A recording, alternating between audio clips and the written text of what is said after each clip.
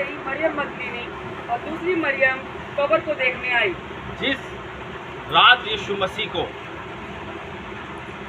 जिस दिन वो क्रूसीफाइड हुआ, वो मारा गया, जब वो सूली से उतरा उसे कब्र में डाल दिया। जब वो कब्र में पड़ा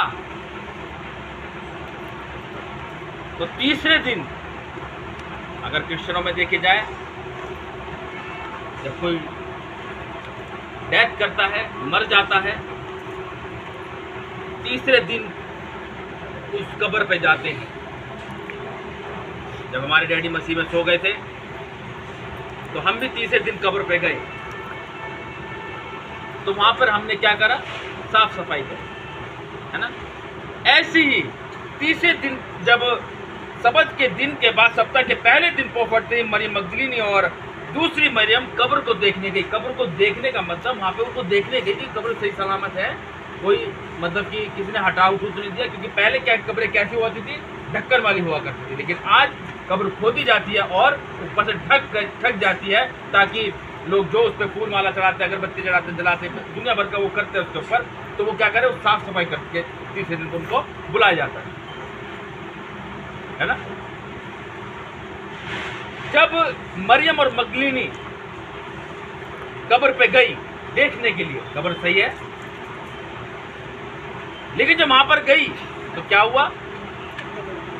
पत्थर नहीं, एक बड़ा भूकंप हुआ, क्योंकि प्रभु का एक स्वर्गदूत, प्रभु का दूत स्वर्ग से उतरा। अब देखो, यीशु मसीह का दूत स्वर्ग से उतरा, उस कब्र की रखवाली करना था वो। हालेलुया। और जब मरियम प्रेग्नेंट हुई तो कैसे हुई? पवित्र आत्मा, स्वर्गदूत ने उसको बोला कि तू पवित्र आत्मा के द्वारा गर्भवती होगी, तू एक पुत्र को देने की, तो उसका नाम यीशु रखना। यानी कि परमेश्वर क्या करता है? एक दूत भेजता है ना। दूत भेजता कि नहीं भेजता? और वो दूत कोई भी हो सकता है आपके पास, जो आपकी मदद करता है ना। कोई भी हो सकता है, वो इंसान के रूप में दूत आते हैं, ये बात ध्यान रखना। ये परमेश्वर का वचन हमको क्या। और प्रभु का एक दूत स्वर्ग से उतरा और पास आकर उसने पत्थर को लुढ़का दिया और उस पर बैठ गया। और लुढ़काकर उस पर बैठ गया। उसका रूप बिजली का सा और उसका वस्त्र ताले के समान उज्ज्वल था। उसके भय से पैरों कांप उठे और मृतक के समान हो गए। स्वर्गदूत ने स्त्रियों से कहा, मत डरो, मैं जानता हूँ कि तुम यीशु को जो क्रूस पर चढ़ाया गया था ढूंढती हो। वह यहाँ नहीं है, परंतु अपने वचन के अनुसार जी उठा है। आओ ये स्थान देखो जहाँ प्रभु पड़ा था। अब देखो, यीशु मसीह तो उठ गया था, वो अपने वचन के अकॉर्डिंग, जो प्रोफेसी यीशु नासरी के लिए भविष्यवक्ताओं ने जो की थी, वो प्रोफेसी पूरी हुई। और यीशु नासरी ने खुद अपने लिए प्रोफेसी करी थी कि मैं मारा जाऊंगा, गाड़ा जाऊंगा और तीसरे दिन मुर्दों में से जी उठूंगा। अब यहाँ पे परमेश्वर का वचन हमें क्या बता रहा है इस चीज़ के लिए, कि देखो, वो मरियम और वो मगदलीनी दोनों कब्र पे गई देखने के लिए, और जबकि यीशु नासरी शुरू से प्रचार करता हुआ आया था अपने चेलों के साथ कि भाई मैं मारा जाऊंगा, गाड़ा जाऊंगा, तीसरे दिन मुर्दों में से मैं जी उठूंगा, बोलता रहा था। लेकिन तब भी उन्होंने क्या? विश्वास नहीं किया। और आज क्या है? आज लोग विश्वास नहीं करते यीशु नासरी कि वो जिंदा है। मैं सच बता रहा हूँ, आपका दुख, आपकी बीमारी, आपका क्लेश, आपका कर्ज परमेश्वर जड़ से खत्म कर देगा। लेकिन कब? जब आप विश्वास करोगे कि यीशु नासरी जिंदा है, जिंदा खुदा है जो मेरी दुआ को सुनता है। जिस दिन आप ये विश्वास करोगे, उस टाइम भी लोग विश्वास नहीं करते थे यीशु नासरी। चले गए वहां कब्र पे देखने। अरे तुमने क्यों संदेह कर रहा? तुमने क्यों शक कर रहा परमेश्वर पे? यीशु मसीह शुरू से बोलता आ रहा है, मैं मारा जाऊंगा, मैं गाड़ा भी जाऊंगा और तीसरे दिन जी उठूंगा मैं। लेकिन तब भी लोगों ने उसका विश्वास नहीं किया। वहां पहुंच गए देखने के लिए। क्यों पहुंच गए भाई देखने के लिए? क्या तुम्हें शक है ये झूठ बोल रहा है? ये आज आपका विश्वास ही आपको आजाद करता है। जब आप यहाँ पर आओगे परमेश्वर के भवन में, ये कहकर, नहीं यार आज मैं यीशु मसीह से मांगूंगी, और मांगा उसी से जाता है जो जिंदा है। हाँ कि ना? किससे मांगा जाता है? जो जिंदा है। किसी का बाप मर जाए और वो क्या पापा मेरे को प्रॉपर्टी दे दो, मेरे नाम तो लिख के जाओ, क्या उठ के लिख के कर देगा नाम? वो जिंदा होगा तभी तुम्हारा बंटवारा होगा। जब आप परमेश्वर के भवन में ये सोच कर आओगे, नहीं आज मैं यीशु मसीह से ये मांगूंगी, आज मैं यीशु मसीह से ये मांगूंगा, क्योंकि वो जिंदा है, वो मेरी दुआ को सुनता है। आज मैं उसके भवन में जाऊंगी और उसको पुकारूंगी कि परमेश्वर मुझे ये दे, मुझे इस चीज से आजाद कर। आज विश्वास थोड़ा है और थोड़ा नहीं है। और जबकि वचन क्या कहता है कि मैं दुचित्तों से तो बैर रखता हूं। दुचित्तों से परमेश्वर बैर रखता है।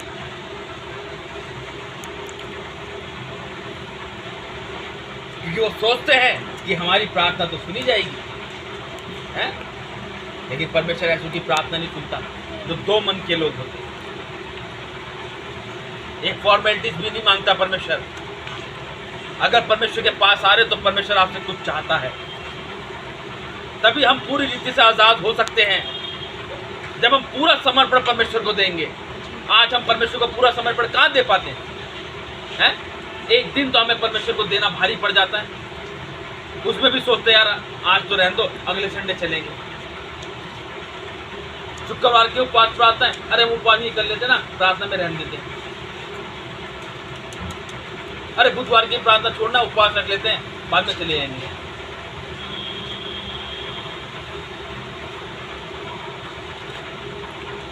आज हम उपवास रख रहे हैं तो क्या परमेश्वर के लिए रख रहे हैं उपवास?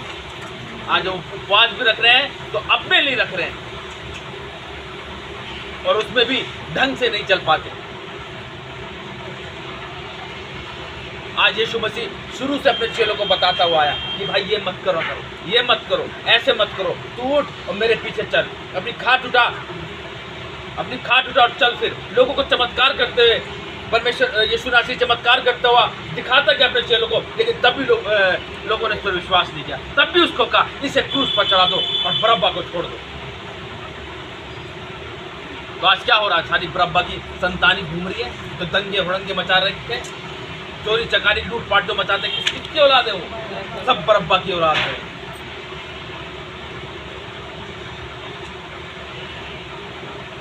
आज समझो कि हम किसकी संतान हैं। हम उस जीवित परमेश्वर की संतान हैं, जो हम आपको शुरू से यही सब सिखाते आते हैं कि यीशु मसीह जिंदा परमेश्वर है और वो हमारे बीच में है, वो ही हमारी समस्याओं का अंत करता है। और उसने हमसे यही कहा है कि जाओ सारी सृष्टि के लोगों को मेरा सुसमाचार प्रचार करो, पिता पुत्र पवित्र आत्मा के नाम से बपतिस्मा दो। यही उसने हमको सिखाया है बस, ताकि हर एक बच्चा बचाया जाए, कोई भी नाश ना हो, परंतु अनंत जीवन को पाए।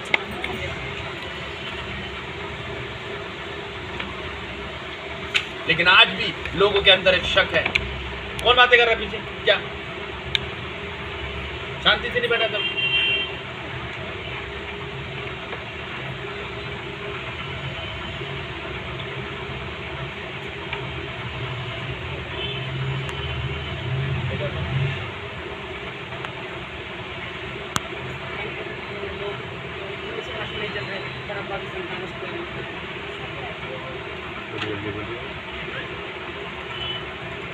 बातें ना करो बिल्कुल पीछे, बिल्कुल डिस्टर्ब हो जाता है। और शैतान यही चाहता है, शैतान को मौका मत दो, नहीं तो वो घुस जाएगा, फिर फाड़ खाएगा, फिर देखते रहना फिर में क्या हो गए। यहाँ वो परमेश्वर का जीवित वचन वो इसलिए दिया जाता ताकि हर एक व्यक्ति बचाया जाए। और शैतान यही तो चाहता है कि कोई भी वचन परमेश्वर के जीवन में अंकुरित ना हो, और वो अपना काम करता है वो। हालेलुया। लेकिन परमेश्वर बचाने के लिए आया है वो, उसको बारी बारी क्रूस पर मत चढ़ाओ, गुनाह पाप कर करके। हालेलुया। पढ़ेंगे इसको। स्वर्गदूत ने स्त्रियों से कहा, मत डरो, मैं जानता हूँ कि तुम यीशु को जो क्रूस पर चढ़ाया गया था ढूंढती हो। वह यहाँ नहीं है, परंतु अपने वचन के अनुसार जी उठा है। आओ ये स्थान देखो जहाँ प्रभु पड़ा था, और शीघ्र जाकर उसके चेलों से कहो कि वह मृतकों में से जी उठा है, और वह तुमसे पहले गलील को जाता है, वहाँ उसका दर्शन पाओगे। देखो मैंने तुमसे कह दिया। वे भय और बड़े आनंद के साथ कब्र से शीघ्र लौटकर उसके चेलों को समाचार देने के लिए दौड़ गई। तब यीशु उन्हें मिला और कहा, सलाम। देखो यीशु मसीह ने क्या कहा? सलाम। किसने कहा? यीशु मसीह। लोगों ने उसे नहीं कहा। यहाँ पे कह रहा है तब यीशु उन्हें मिला और कहा सलाम। उन्होंने पास आकर और उसके पांव पकड़कर उसको दंडवत किया। मतलब आज लोग ना चमत्कार देखते हुए भी परमेश्वर को स्वीकार नहीं करते। चमत्कार देखने के बावजूद भी वो परमेश्वर पर विश्वास नहीं करते हैं। जैसा परमेश्वर चाहता है, जैसी तुम्हारी समस्या है, वो वैसा विश्वास नहीं करते। चेले भी ऐसी थे। आज ये वचन हमें क्या सिखाता है? हमें सारी बातें परमेश्वर बताता है कि हमें ऐसा नहीं करना चाहिए और ऐसा करना चाहिए। आज शुरू से हम आपको सारी इन वचनों से सारी बातें बताते हैं। प्रभु यीशु मसीह के बारे में, दानियल नबी के बारे में, अब्राहम के बारे में, मूसा के बारे में, शामुएल के बारे में, रूत के बारे में, और जितने किरदार इस बाइबल के अंदर है सबके बारे में आपको बताया जाता है। क्यों? कि कहीं ऐसा ना हो कि तुम अभी भी ढूंढो कि परमेश्वर आएगा क्या, कहाँ से आएगा, क्या चिन्ह होगा उसके आने का। कि तुम बाद में मुझसे फिर ये पूछो, जैसे मुझसे एक भाई ने पूछा ट्रेन में कि पास्टर जी मुझे बताए कि आने का क्या चिन्ह होगा, जब जिस दिन प्रभु यीशु मसीह आएगा उस दिन क्या चिन्ह होगा। मैंने कहा जिस दिन जिस दिन हमारी आंखें बंद हो गई उसी दिन ही परमेश्वर आ गया। मैंने तुम चिन्ह देखते रह जाना, तुम ये सोचोगे कब आएगा, अभी तो चिन्ह नहीं दिख रहा है ना। मेरा जिस दिन आंखें बंद उस दिन तुम्हारी लाइफ में परमेश्वर आ गया। हालेलुया। तो मेरी शक्ल देखने लगा। ये वचन में क्या लिखा है? तू डर मत, मैं बोलूंगा तेरे। और वो भी एक मिशनरी अंकल थे, वो भी जिन्होंने मुझसे वो शब्द पूछे, बात पूछी, लेकिन परमेश्वर उनको जवाब क्या दिया, वो भी हिल गए। और हकीकत बात है, आंखें बंद तो क्या तुझे चिन्ह दिखेगा? है जिसकी आंखें बंद हो गई वो चिन्ह देखेगा? वो तो दिन गिनना अपने है, फिर वो अपने आप को क्या था तो उठा ले प्रभु मुझे, है ना। लेकिन आज वो क्या है? चिन्ह देखना चाहते हैं। क्या चिन्ह होगा? अरे बाइबल पढ़ोगे तो चिन्ह भी दिखेंगे ना तुम्हें। देश देश पे चढ़ाई करेगा, हैं? और महामारियां फैलेगी, गरीबी छाएगी, क्या है ये? महंगाई होगी। ये चिन्ह है। लेकिन तब भी परमेश्वर नहीं आएगा। आगे उस वचन में लिखा है, ये मत समझना कि मैं आऊंगा, तब भी नहीं आऊंगा। वचन कहता है जब तक एक एक घुटना परमेश्वर के सामने नहीं झुकेगा तब तक परमेश्वर नहीं आएगा।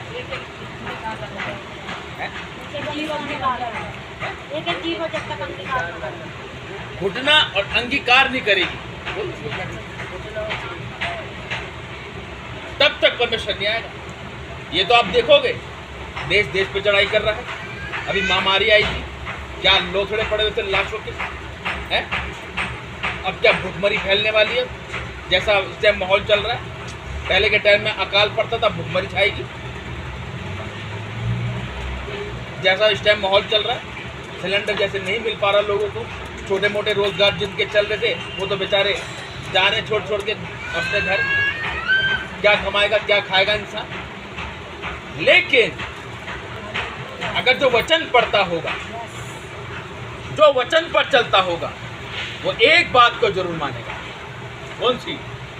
जो वचन कहता है कि जवान सिंहों को घटी हो सकती है, यहोवा के खोजियों को कोई, लेकिन ये यहोवा परमेश्वर के खोजियों को किसी भली वस्तु की घटी ना होगी। हालेलुया। जवान सिंह भूखे रह जाएंगे, लेकिन मेरे लोग हष्ट पुष्ट और तृप्त रहेंगे। सुनने में तो अच्छा लग रहा है ना, लेकिन इसको करना भी है ना। और ये सिर्फ ये उन्हीं के लिए आशीष है जो परमेश्वर को सच्चाई से मानते हैं, जो सच्चाई से परमेश्वर के पीछे चल रहे हैं और उसकी खोज में लगे हुए हैं। हालेलुया। अगर मैंने अभी मैंने बताया था आपको कि परमेश्वर के लिए कुछ नया करो, मैंने आपको बताया था मेरा ये मन करता करने का। अरे अपने लाइफ में भी कुछ ऐसा करो, बिन बताए किसी को करो। उपवास में चले जाओ चुपके से, प्रार्थना करो बंद कमरे में जाकर, वो काम करो जो प्रभु यीशु करता था। अरे कोशिश तो करो, तभी तो हम आगे बढ़ेंगे।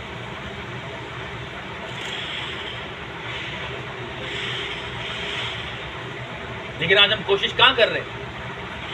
हम कोशिश किस में कर रहे हैं? संसार की बातों में कोशिश कर रहे हैं, संसार की वस्तु में हम कोशिश कर रहे हैं, लेकिन परमेश्वर के राज्य के लिए हम कोई कोशिश नहीं कर पा रहे। हालेलुया। आज हम एक दुविधा में रहते हैं, ठीक होंगे या नहीं होंगे, काम बनेगा या नहीं बनेगा। इस चीज को अपने दिमाग से पूरा निकालो, अभी परमेश्वर बिल्कुल सिद्ध कर देगा सिद्ध। क्योंकि धीरज को अपना पूरा काम करने दो ताकि तुम सिद्ध हो जाओ, पूरे सिद्ध हो जाओ। हालेलुया। और तब यीशु ने मिला और कहा सलाम। उन्होंने पास आकर और उसके पांव पकड़कर उसको दंडवत किया। तब यीशु ने उनसे कहा, मत डरो, मेरे भाइयों से जाकर कहो कि गलील को चले जाएं, वहाँ मुझे देखेंगे। और पैरुओं को सूचना। वे जा ही रही थी कि पैरुओं में से कुछ ने नगर में आकर पूरा हाल प्रधान याजकों से कह सुनाया। तब उन्होंने पुरनियों के साथ इकट्ठे होकर सम्मति की और सिपाहियों को बहुत चांदी देकर कहा, ये कहना कि रात को जब हम सो रहे थे तो उसके चेले आकर उसे चुरा ले गए, और यदि ये बात हाकिम के कान तक पहुंचेगी तो हम उसे समझा लेंगे और तुम्हें जोखिम से बचा लेंगे। अतः उन्होंने रुपये लेकर जैसा सिखाए गए थे वैसा ही किया। ये बात आज तक यूदों में प्रचलित है। यीशु का दिखाई देना और अंतिम आज्ञा। अब देखो यीशु नासरी ने अंतिम आज्ञा भी दी थी जाते वक्त, और क्या आज्ञा है अब उसको ध्यान से सुनना। पढ़ो। 11 चेले गलील में उस पहाड़ पर गए जिसे यीशु ने उन्हें बताया था। उन्होंने उसके दर्शन पाकर उसे प्रणाम किया, पर किसी को संदेह हुआ। यीशु ने उनके पास आकर कहा, स्वर्ग और पृथ्वी का सारा अधिकार मुझे दिया गया है। बस हालेलुया। देखो क्या कह रहा परमेश्वर, यीशु मसीह ने साफ कह दिया कि स्वर्ग और पृथ्वी का सारा अधिकार किसको दिया गया है? यीशु मसीह को। तो क्यों ना हम उससे मांगे हर चीज, स्वर्ग की चीजें चाहिए, स्वर्ग की चीजें मांगो। जब हम आज लोग पहले क्या की चीज मांगते हैं? पृथ्वी की चीजें मांगते हैं, संसार की चीजें मांगते हैं। जब संसार की चीज आ जाती है ना, तो संसार की चीज ऐसी है कि वो स्वर्ग की चीजों से हमें बिल्कुल परे कर देती है। लेकिन जब स्वर्ग की चीजें मांगेंगे ना, तो ऑटोमेटिकली संसार की चीजें हमारे में चिपकने लगेंगी। हालेलुया। और ये तभी होगा जब हम स्वर्ग राज्य की खोज करेंगे, क्योंकि सारा अधिकार प्रभु यीशु मसीह को दिया गया। मांगो यीशु मसीह के नाम से, निकालो यीशु मसीह के नाम से। हालेलुया। जब निकालेंगे तो निकलेगा यीशु मसीह के नाम से। हैं? निकलती कि निकलती दुष्ट आत्मा यीशु मसीह के नाम से। फिर क्योंकि अधिकार दिया गया है यीशु नासरी को, और वो ही अधिकार परमेश्वर ने अपने चेलों को दिया कि नहीं दिया? अब जब वो चेले यीशु मसीह के जो 11 चेले थे, परमेश्वर ने उनको 2-2 करके भेजा, और जहां जहां प्रार्थना करते गए उस सामर्थ से भरते चले गए। तो जो बातें यीशु नासरी ने अपने चेलों को सिखाई और चेलों ने पब्लिक को सिखाई, और उन पब्लिक में से भी यीशु मसीह के दास उभर के निकले थे। और जब वो दास उभर के निकले तो राज्य देशों में यीशु मसीह का सुसमाचार प्रचार होने लगा।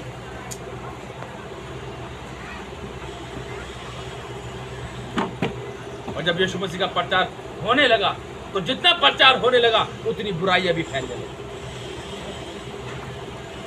शैतान भी उतने पैर पसारने लगा, क्योंकि शैतान को बुरा लगने लगा कि भाई ये तो मेरा राज्य समाप्त कर रहा है, हम कैसे करेंगे अब।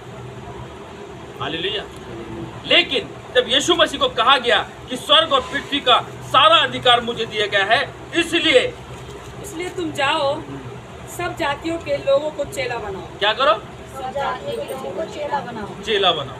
लेकिन आज हम क्या कर रहे हैं? क्या कर रहे हैं? जातियों को बना रहे, किसी को चेला बन रहा है कोई चेला। आज खुद चेले नहीं बनने तो दूसरों को चेला हम कहाँ से बनाएंगे? हैं? आज मैं क्यों कहता हूँ कि फलों को लेकर आओ, क्योंकि एक अच्छा पेड़ हो, एक अच्छा फल अपने पेड़ से पहचाना जाता है। हालेलुया। जब तुम फलों को लेकर आओगे और जो तुम्हें खाएगा, तुम्हारे फलों को खाएगा, वो कहेगा वाकई में यार बड़ा स्वादिष्ट है, खत्म हो जाएगा, दोबारा तुम्हारे पास आएगा। हाँ कि ना? तो क्यों ना हम फलों को लेकर आए, क्यों ना हम परमेश्वर की उन बातों को जो उसने हमसे कही है कि चेले बनाए। कैसे बनेंगे चेले? परमेश्वर तूने कहा है, मैंने तेरा सुसमाचार सुना दिया, मैंने प्रार्थना करी, अब तू उसको सुन। मनुष्य कुछ नहीं कर सकता, करने वाला परमेश्वर है, ये बात ध्यान रखना। हमारा काम है कि लोगों को परमेश्वर का सुसमाचार सुनाना, बस। उसके लिए प्रार्थना करनी। अगर कोई बीमार है तो बीमारों के लिए प्रार्थना करो, बाकी काम परमेश्वर करेगा। उसको पता है कैसे बढ़ाना है इसको और कितना आगे तक जाएगा, ये परमेश्वर सारी बातें जानता है। आज अधिकार परमेश्वर ने दिया, क्या हम उसका अधिकार इस्तेमाल करते हैं? नहीं कर रहे। क्यों? क्योंकि डर लगता है, होगा कि नहीं होगा। जिस दिन ये शक का आत्मा निकलेगा अंदर से, मैं कह रहा हूं दिलेरी के साथ बोलोगे आप, और दिलेरी के साथ गोली की तरह काम होगा यीशु मसीह के नाम से। आज जो बातें आपको बताई जाती है, जो प्रोफेसी परमेश्वर आपके लिए करवाता है, जो बताता है आपके लिए, वो पूरी होती है यीशु मसीह के नाम। क्यों होती है? क्योंकि उसने मुझसे कहा, यीशु नासरी ने मुझसे कहा कि तू मेरे से भी बड़े बड़े चिन्ह और चमत्कार करेगा, तो मैं करूंगा यीशु मसीह के नाम से। हालेलुया। क्या आप इस चीज का अंगीकार करते हैं? सिर्फ अपने लिए प्रार्थना कर ली, परिवार के लिए प्रार्थना कर ली तो कर ली, बस बात खत्म। अरे उसने क्या कहा कि तुम मुझसे भी बड़े बड़े चिन्ह और चमत्कार करोगे। अरे तुम क्यों? मैं कहता हूं प्रभु यीशु मसीह, तूने मुझसे कहा कि तू मुझसे बड़े बड़े चिन्ह और चमत्कार करेगा, तो मैं करूंगा यीशु मसीह के नाम से। तो ये मैंने अंगीकार किया ना, मैंने अंगीकार किया, तभी प्रार्थना होती है, तभी चमत्कार प्रभु यीशु मसीह करता है। क्यों करता है? क्योंकि वचन को मैंने अपनी लाइफ के अंदर रिसीव किया है। क्योंकि उसने वो मुझसे कही है वचन वाले कि तू मेरे से भी बड़े बड़े चिन्ह और चमत्कार करेगा, तो मैं करूंगा यीशु मसीह के नाम से।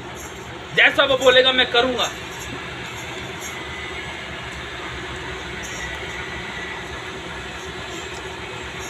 समस्या परेशानी किसके जीवन में आती?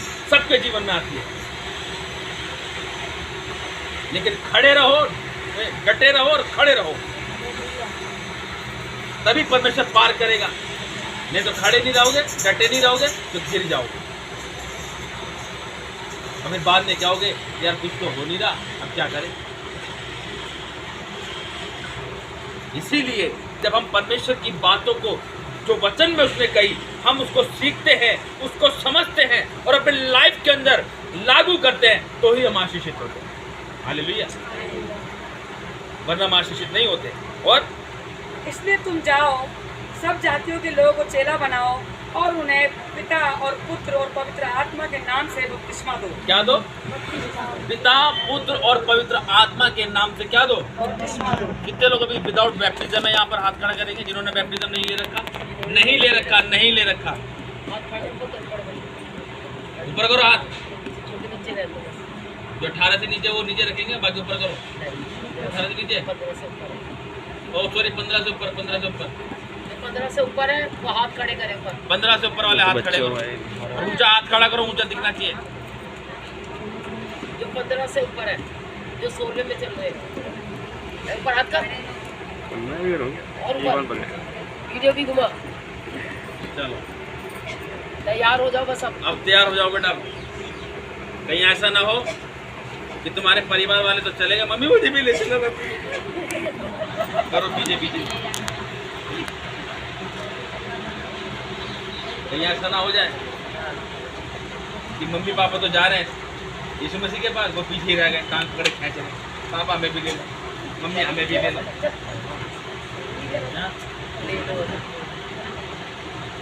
अब तैयार रहेंगे। इस साल जो है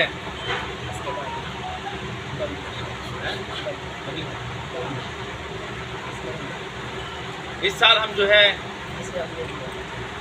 इस साल जो हम बैप्टिज्म की हम तैयारी करेंगे और परमेश्वर के राज्य के लिए हम तैयार हो गए, ठीक है। लेकिन उससे पहले अपने आप को तैयार करना पड़ेगा। ये बात ध्यान रखना, अपने हर चीज़ का अंगीकार करना पड़ेगा जो तुम्हारे अंदर संसारिक है, क्योंकि वो चीज़ हम परमेश्वर को पसंद नहीं है जो संसारिक है। जो आत्मिक होता है परमेश्वर उसे अपने राज्य के लिए तैयार करता है, तो संसार की चीज़ें उसके पास ऑटोमेटिकली आ जाती है सारी, और संसार की चीज़ें ऐसी नहीं आती, वो भी बेस्ट से बेस्ट आती है। इसलिए अब तैयार हो जाओ, कहीं ऐसा ना हो कि तुम पीछे रह जाओ। मेरा फर्ज है तुमको बताना और कहना, कहीं ऐसा ना हो परमेश्वर मुझसे कहे कि बेटा तूने बोला क्यों नहीं। मैंने आपको कह दिया तैयारी करेंगे परमेश्वर के राज्य के लिए अपने आप को, ताकि परमेश्वर के राज्य में हम खड़े हो सके, उसके सामने खड़े हो सके और उसके साथ हम बैठ सके। हालेलुया। ये तभी होगा जब हम अपने आप का इनकार करेंगे और उन्हें पिता और पुत्र पवित्र आत्मा के नाम से बपतिस्मा दो। उन्हें पिता पुत्र और पवित्र आत्मा के नाम से बपतिस्मा दो और उन्हें सब बातें जो मैंने तुम्हें आज्ञा दी है मानना सिखाओ। देखो सबसे बड़ी बात परमेश्वर क्या कह रहा है, मैंने जो तुम्हें आज्ञा दी है उनको मानना सिखाओ। आपको जो बातें बताई जाती है वो लोगों को बताओ और उनको सिखाओ। जब तक हम बताएंगे नहीं और सिखाएंगे नहीं तो हम उसकी आज्ञा पूरी कहाँ से करेंगे। और जब हम उसकी आज्ञा मानेंगे तो वचन कहता तो जितने रोग परमेश्वर ने मिस्र में भेजे थे ना, उनमें से एक भी तुम पे नहीं आएगा। तो आज लोगों को लगा पड़ा है, रोग चिपका रहता है, खत्म ही नहीं होता। क्यों नहीं होता? क्योंकि आज भी लोग परमेश्वर की आज्ञाओं पर नहीं चल रहे, उसकी आज्ञा को नहीं मान रहे। जो आज्ञा को मानता है तो परमेश्वर कहता है फिर जितने भी रोग मैंने मिस्र में भेजे उनमें से तुझको एक भी नहीं भेजूंगा, जब हम उसकी आज्ञा को मानेंगे। जब हम आज्ञा को मानते हैं तो ही हम आशीषित होते हैं, अदरवाइज हम आशीष नहीं हो सकते। हम कितने भी प्रार्थना क्यों ना कर ले। देखो आज्ञा कठिन नहीं है उसकी, ये आज्ञा कठिन है, बिल्कुल आज्ञा कठिन नहीं है। उसकी सारी बातें एकदम सरल और इजीली है, क्योंकि अच्छे काम जो होते हैं ना लोगों को बुरे लगते हैं, है ना। अगर वो अच्छे काम करता है ना उसे बुरे लगते हैं। अगर कोई बच्चा भी तुम्हारा उपवास नहीं रहता, अगर 40-40 दिन के उपवास रखेगा तो उसको कहेंगे अरे इतने कमजोर हो गया है, उपवास रख के मत कर उपवास। अरे उसका शरीर मत देखो, उसकी आत्मा देखो, उसकी आत्मा मजबूत हो रही है। जब आत्मा मजबूत होगी तभी तो शैतान के कार्य को तहस नहस करेगा। आज लोग खा खा के जिम जाते और बॉडी बनाते हैं। क्या उस बॉडी का फायदा है? फायदा उस बॉडी का? वो बॉडी क्या है? बोलो मट्टी है, नाशवान है। क्या सदैव ऐसी रहेगी बॉडी? मट्टी में मिल जाएगी, मट्टी में लटक जाती है एक टाइम के आने पर। बड़े बड़े बॉडी बिल्डर्स को हम जैसे देखते हैं, आर्नोल्ड हो गया, उसकी पुरानी फोटो, उसके बड़े बड़े मोटे मोटे मसल्स, उसके जो बड़े बड़े बिल्डर्स होते हैं उनके बड़े बड़े डोले और छाती चौड़ी एकदम। लेकिन अब तो सारे के सारे अगर देखते ना बुजुर्ग हो गए वो, तो उनकी खाले क्या हो गई? लटक गई सारी खाले। हालेलुया। तो क्या शरीर पे मन लगाना चाहिए? शरीर पर मन लगाना तो मृत्यु है। आत्मा पर मन लगाओ। जो जीवन देता है उसके पास जाती है। आत्मा पर मन लगाओ, जिसने दिया उसके पास जाए वो। हालेलुया। लेकिन आज लोग शरीर पर मन लगा रहे हैं, खाए जा रहे, जिम में जाके दौड़ते हैं, और वैसे कहा भाई चलो भजन पूरा पैदल चलते हैं, मुझसे ना चला जाता, हम तो ऑटो से जाएंगे। हैं फिर फोन करके अरे गाड़ी लेके आइयो उधर करावल नगर खड़ा, और जिम में जाके दौड़ लगाते हैं। ऐसी है। वैसे पैदल चला नहीं जाता, शरीर पे मन लगा रहे हैं। शरीर पे मन लगाना मृत्यु है। परमेश्वर से बैर भी रखना है। परमेश्वर से मन लगाओ, आत्मा को तैयार करो, शरीर को तैयार मत करो। अरे पास्टर चला नहीं जाता, थक जाते हम, इसलिए जिम ज्वाइन करिए। मैं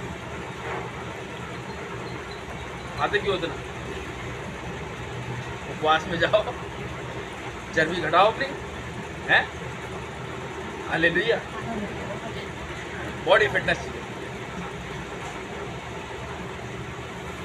ऐसी बात नहीं है कि वचन ये भी कहता है शरीर दुर्लभ है ना? तो हम परमेश्वर का काम कैसे कर सकते हैं? हमें उसे स्ट्रॉन्ग बनाना है ना? ज़्यादा मोटापा अच्छा नहीं है, उसको मेंटेन करना है।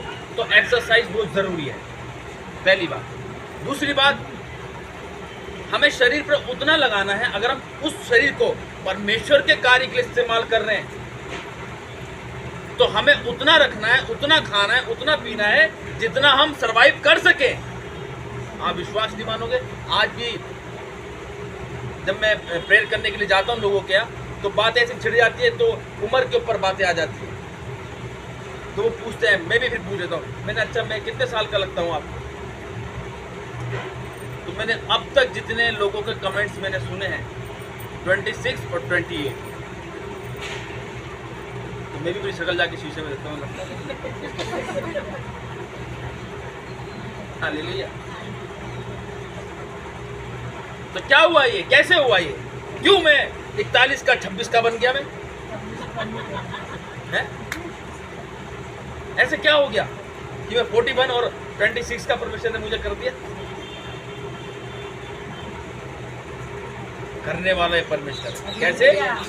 कि जब मैं मसीह से दूर था तब कुछ और था, लेकिन अब जब मसीह में हूं अब मैं और बेहतर हूं। हालेलुया। जो मैंने पहले नहीं किया वो अब मैं मसीह में होकर कर रहा हूं। तो परमेश्वर में क्या लिखा है? परमेश्वर का वचन क्या कहता है? कि मैं तुम्हारी आयु को कम कर दूंगा, काट की तरह नहीं बना दूंगा, नया बना दूंगा। हालेलुया। तो करने वाला कौन है? तो मैं क्यों ना परमेश्वर के पीछे चलूं? मैं क्यों अपने शरीर पे मन लगाऊं? है? परमेश्वर पे मन लगाया ना मैंने, तो देखो 26 का बना दिया परमेश्वर ने मेरे को, है? कितना कम हो गया बताओ? 40 ही लगा लो, 26, 14 साल कम करो, 15 साल कम हो गए सीधे, है कि नहीं? तो मैं क्यों अपने शरीर पे मन लगाऊं? मैं तो परमेश्वर पे मन लगाऊंगा ना भाई। और जब परमेश्वर चलाता है, और ये भी हकीकत है, जब मैं विजिट पे जाता हूँ लंबे टूर पे, वहाँ नींद नहीं आती मेरे को, क्योंकि वहाँ विजिट इतनी होती है मेरी। सुबह से निकलते शाम को होटल में घुसते हम, और नींद नहीं आती बिल्कुल। और जब यहाँ घर पे आ जाता हूँ तो परमेश्वर फिर मुझे कहता अब आराम करो। हालेलुया। तो सारी नींद परमेश्वर मेरी पूरी करवाता है। तो मैं क्यों ना परमेश्वर के पीछे चलूं? क्यों ना मैं आत्मा पे मन लगाऊं? मैं क्यों अपने शरीर पर मन लगाऊं? हालेलुया। शरीर पर मन लगाना सही नहीं, आत्मा पर मन लगाना है। क्योंकि यीशु मसीह ने लास्ट में क्या कहा था? 7वां वचन जोर से बोलेंगे। क्यों कहा परमेश्वर ने आत्मा? क्योंकि परमेश्वर जानता है शरीर नहीं जाएगा ऊपर। समझ रहे हो? क्यों कहा परमेश्वर ने 7वां और आखिरी वचन में कि हे पिता, मैं अपनी आत्मा तेरे हाथों में सौंप देता हूं। जबकि यीशु मसीह खुद कहता, प्रभु यीशु मसीह मैं पूरा तेरे को तेरे हाथों में सौंप रहा हूं। लेकिन नहीं, आत्मा परमेश्वर के पास जाएगी, क्योंकि आत्मा परमेश्वर ने दी है और वही उसका न्याय करेगा। शरीर मट्टी में मिल जाएगा, क्योंकि आदम को परमेश्वर ने मट्टी से रचा, उसकी नथनों में अपने जीवन का सांस फूंका, तब उस आदम के अंदर क्या आ गया? प्राण आ गया। हालेलुया। तभी परमेश्वर ने कहा कि मैं अपनी आत्मा तेरे हाथों में सौंपता हूं। इसलिए परमेश्वर का वचन हमको यही सिखाता है कि शरीर पे मन मत लगाओ, आत्मा को तैयार करो, आत्मा को स्ट्रांग बनाओ, ताकि तुम फाइट कर सको। हालेलुया। आज लोग बॉडी बना के छोड़ो के यूं होके चलते जैसे यहाँ पर खबच्चियाँ लगा रखी हैं। क्या है, क्या फायदा कुछ?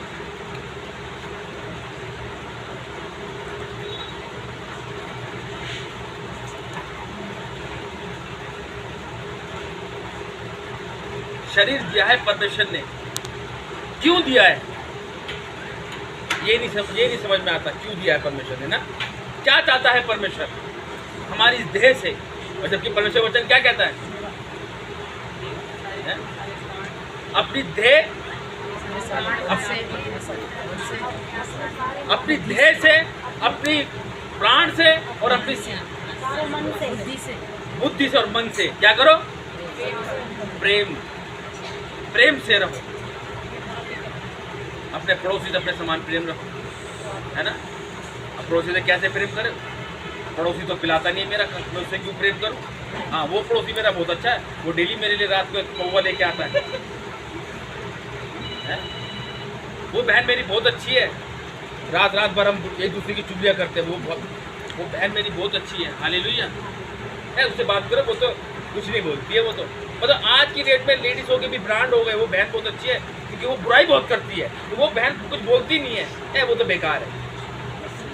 और भाई हो गया यार, वो दोस्त बहुत अच्छा है मेरा, आधी रात को फोन करूँगा ना, अभी आ जाएगा वो क्वार्टर, क्या बोतल लेकर आएगा, पूरा शर्त लगा ले। हालेलुया।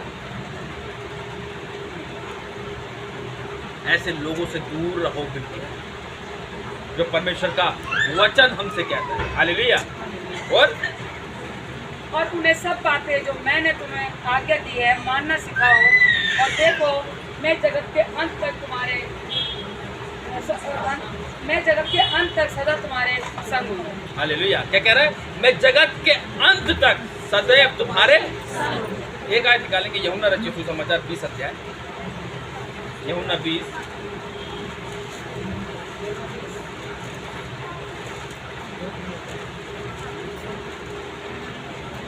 और उसकी 9 आयत पढ़ेंगे।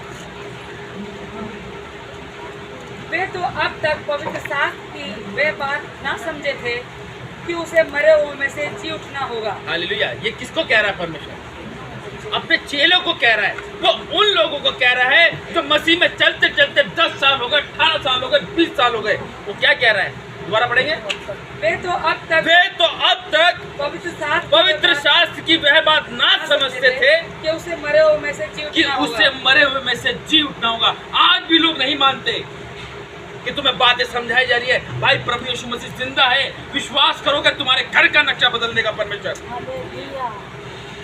तुम आज भी नहीं समझते हो। क्यों परमेश्वर ने अपने चेलों से कहा?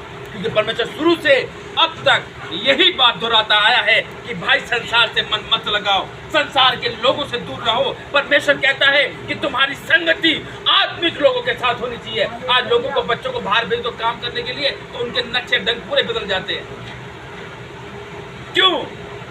क्या तुम्हें संसार इतना प्यारा हो गया कि तुमने अपने परमेश्वर की सारी बातों को छोड़ दी? फिर कोई समस्या आती है तो फिर दुख उठाना पड़ता है माँ और बाप को। हालेलुया। तभी परमेश्वर ने कहा, तुम क्यों रोते हो? फिर क्यों रोते हो मेरे लिए? तुम मेरे लिए मत रो, अपने बालकों के लिए रो। मैं मरा नहीं, मैं जिंदा हूं। तुम्हारे बच्चे बिगड़ गए, उनके लिए रो, उनको संभालो। हालेलुया। तो आज भी लोग परमेश्वर पर विश्वास नहीं करते, और जो करता है, आशीष तुम जानते हो उसकी आशीष क्या है। हालेलुया। कितने लोग परमेश्वर की आशीषों को जानते हैं जो तुम्हारी लाइफ में परमेश्वर ने खोल कर दी है। हालेलुया। तारीफ करेंगे जोर से फिर परमेश्वर के।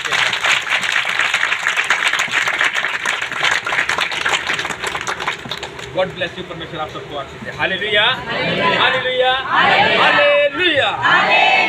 सुंदर वचन